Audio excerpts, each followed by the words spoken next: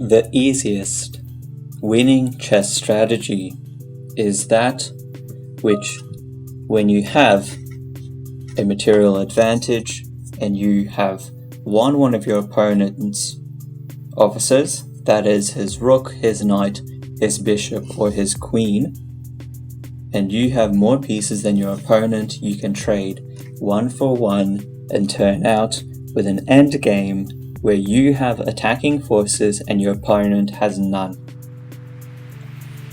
This game illustrates that pretty well, because for some reason my opponent decides to sacrifice his knight really early on in the game.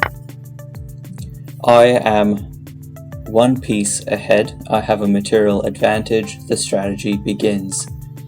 I look for every opportunity where I can trade 1-for-1 so that I can slowly eliminate my opponent's forces. Here I miss out on opportunity.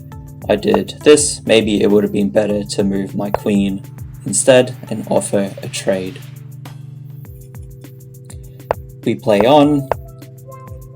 Here I block my opponent's bishop with mine and essentially offer the trade. Do you want to trade bishops? Yes, I do.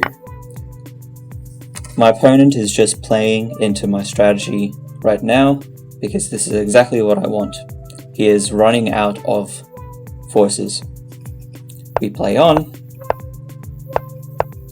Somewhere here my opponent decides to, he accidentally blunders his knight again. Not sure what he was trying to do here. Maybe he just wasn't paying attention. But now I have 2 pieces of advantage. When you're in such a position, you can go for less advantageous trades, such as two pawns for a knight, or trading one of your rooks for one of his bishops, something like that, because you're already way ahead. We play on. When you have such an advantage, it's important to start opening up the board, that is trading pawns, because when you open up the board, your opponent is vulnerable to tactics. I fork his rook and his queen. The only way out of this is by trading his bishop with my knight to eliminate that attack. Again, just playing into my strategy. Moves like this are good because they force your opponent to trade, and you should be looking for such opportunities where your opponent has no other option. My opponent makes a really bad mistake here where he trades his queen for my queen. Not only is he playing to my strategy right now, but when you're on the other side of this strategy, when you are at the disadvantage, you want to save your queen, you want to save your rooks, because these pieces have the most potential for tactics in the future. The queen, maybe you might get the opportunity for a really lucky fork, or a really lucky skewer, or a really lucky discovered attack, and you just might recover your advantage. I've had games where I was at a disadvantage and I regained my advantage because of this.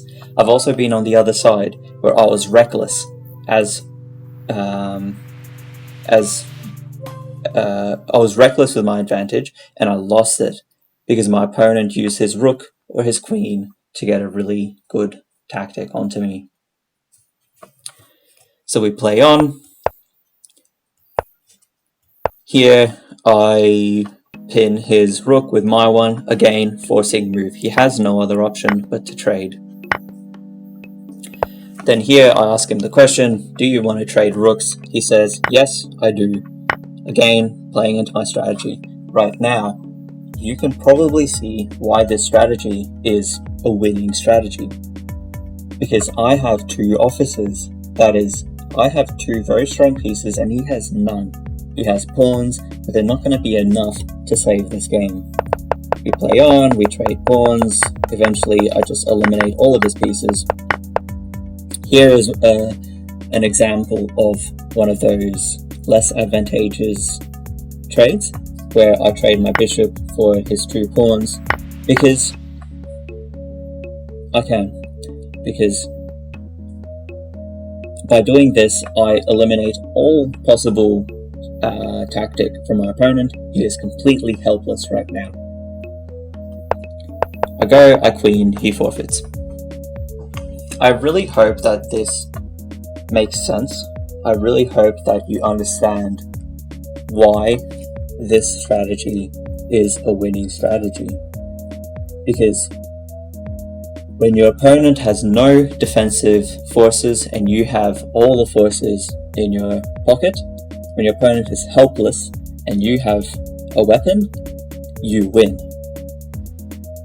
I really hope that you implement this in your next game. When you have an advantage, you can trade officers 1 for 1 in order to come out with an endgame that is a winning endgame.